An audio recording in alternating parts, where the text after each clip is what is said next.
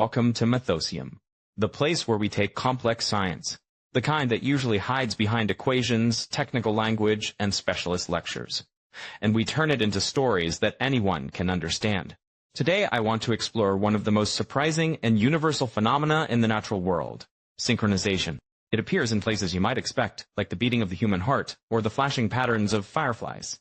But it also shows up in places that seem completely unpredictable, from metronomes balancing on a wobbly platform to crowds of people unknowingly coordinating their footsteps on a bridge. Synchronization is an extraordinary reminder that even in a universe ruled by disorder, in a universe where the second law of thermodynamics tells us that entropy only increases, order can still appear spontaneously. 1. Things that should behave independently somehow begin acting together. They fall into rhythm, they coordinate, and they lock into patterns that none of them intended to create. 1. This strange order emerges from systems as simple as two pendulums hanging from a shared beam and as large as celestial bodies orbiting planets. And once you notice it, you see it everywhere. 1.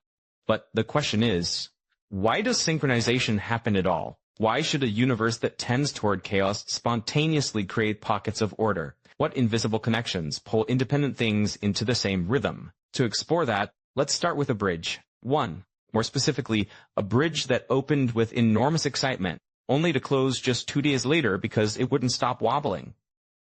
This was the Millennium Bridge in London, and on opening day, crowds poured onto it.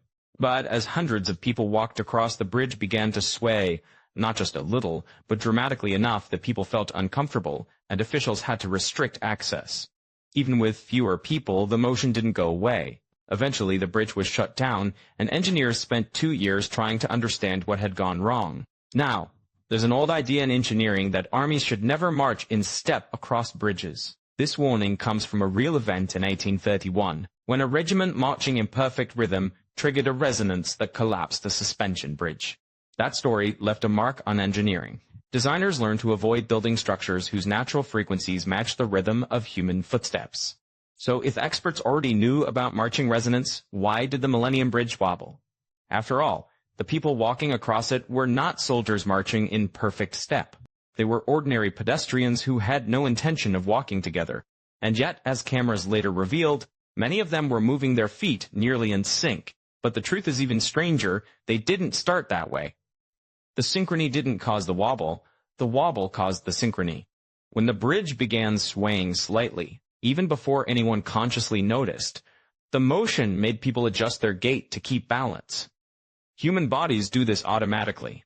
As walkers matched the sideways motion of the bridge, their steps became more coordinated. That coordination added more energy to the bridge's sideways oscillation, which increased the swaying, which made even more people synchronize unintentionally.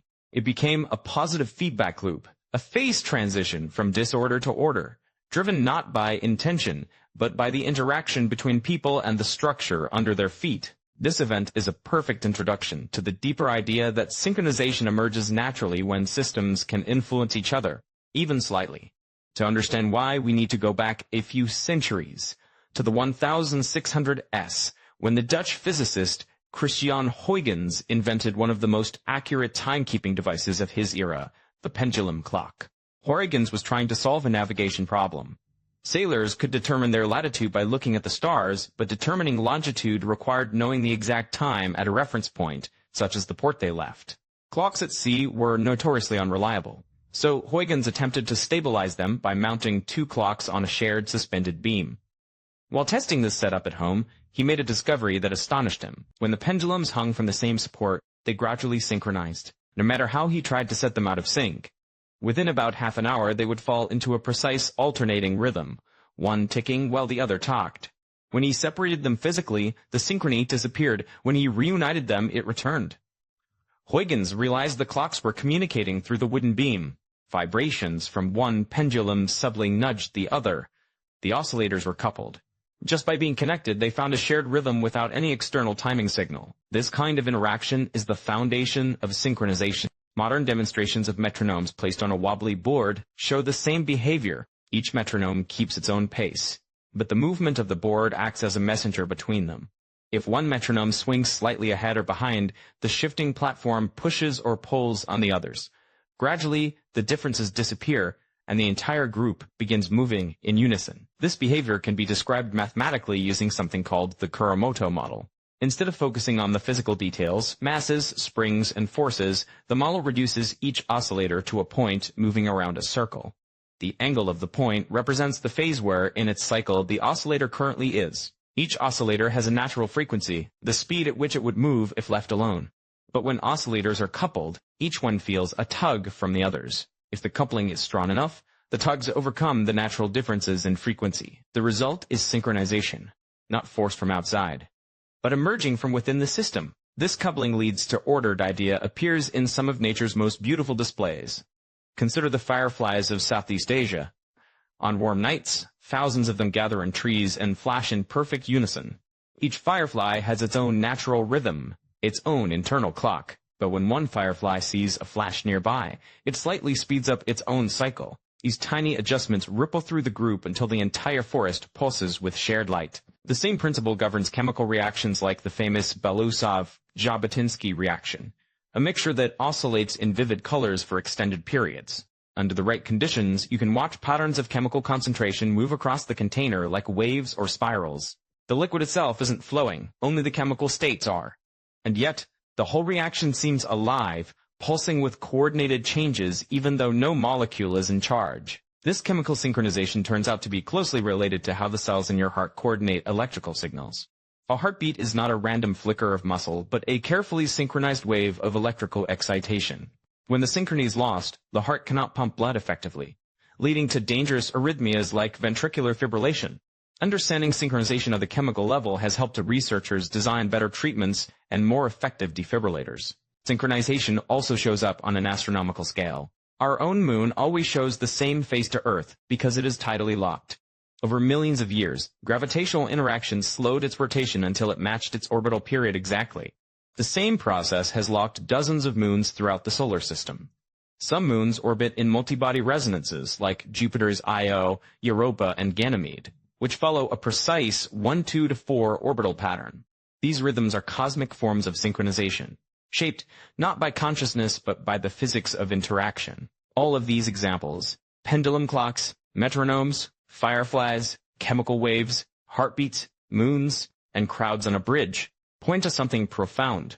Whenever systems can influence each other, even subtly patterns can emerge. Disorder can suddenly shift into order.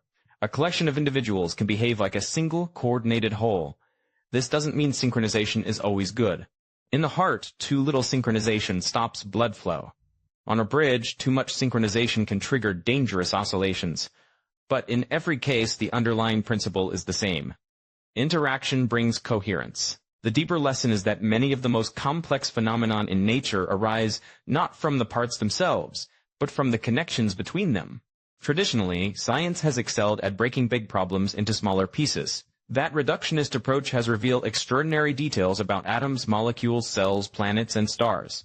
But the frontier of science lies in understanding how the pieces behave together, how interactions create new structures, new properties, and new behaviors that cannot be predicted by studying the parts in isolation. Synchronization is one of the clearest demonstrations of this idea. It shows that when the right interactions exist, order emerges where you'd least expect it. It's a reminder that the universe is not only governed by entropy and decay, but also by connection and cooperation. At Mythosium, that's exactly the kind of story we love to tell. Stories that revealed hidden patterns behind everyday phenomena and uncover the simple principles that make the world feel surprisingly understandable.